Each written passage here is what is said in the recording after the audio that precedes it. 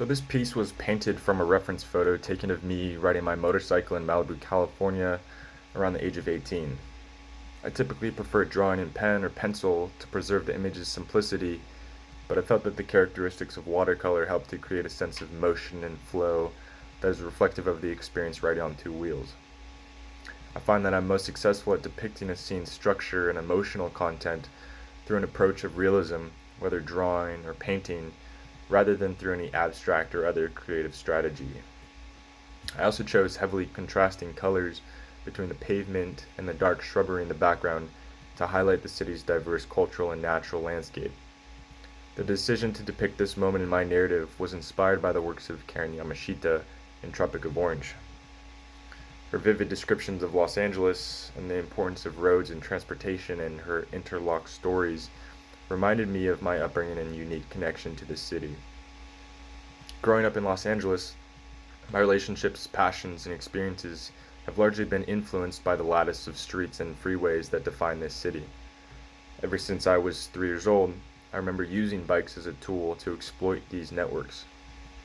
Not only did they help me explore and push the boundaries of my skills as a growing boy, but they also allowed me to push the boundaries of my known environment. By the time I was old enough to be unsupervised, I would often go on long rides around my neighborhood, making sure to discover new roads or neighborhoods whenever possible. Eventually, I became so accustomed to the intricacies of the streets miles away from my home that the boundaries of what would be considered my neighborhood no longer existed. As the streets became more repetitive and familiar to me over the years, I needed a more effective way to expand my horizons. As a diehard petrolhead and grease monkey, my next logical step was obviously upgrading to something motorized. After graduating high school during my gap year, I secured an M1 license and purchased my first motorcycle with the savings I earned from working at the local bike shop. The adage goes that everything in Los Angeles is 20 minutes away. On a workday, as any Angelino will agree, 20 minutes might get you only 2 miles of gridlock streets in your car. On a weekend, that could be as far as the other side of the basin. But on a motorcycle, the predictable limitations of LA streets do not apply.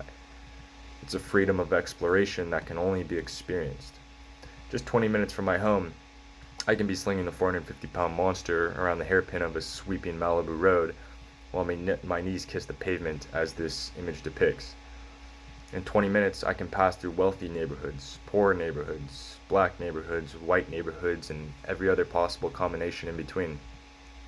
Riding in Los Angeles sometimes feels like having a personal teleportation device where a single road can divide two starkly different neighborhoods, or landscapes that feel like they should belong in separate cities.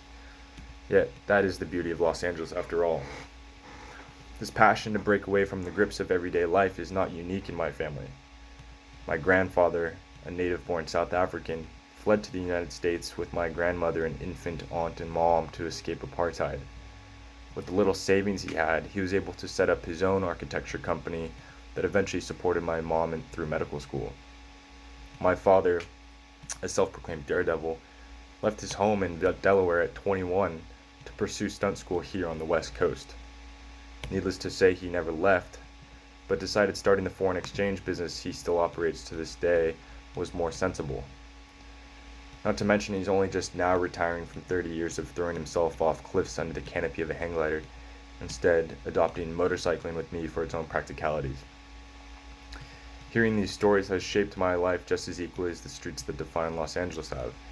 In a city so unpredictable and seemingly chaotic, bikes have given me opportunities to control my environment and center my mind. Unfortunately, riding has also taught me how unforgiving this chaos can be.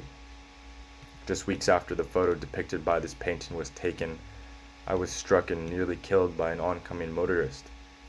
In just 20 minutes, I had gone from enjoying a quiet night ride along the coast to sitting in the hospital wondering how I managed to escape with only minor cuts and some severe bruising. Yet, as I recovered relatively unscathed, my father was home battling multiple rounds of chemotherapy, radiation, and surgery to stave off his cancer. No, my mother was not happy about any of it, but these events did prove to hold valuable lessons on the fragility of life, a kind of tragic culmination of events ironically similar to the conclusion in Tropic of Orange. while it did not stop me from continuing my passion for exploration and drive to push myself on two wheels. I have learned that states of chaos and control are often dictated by such delicate things as the sliver of tire that keeps me upright through the next turn. Thank you.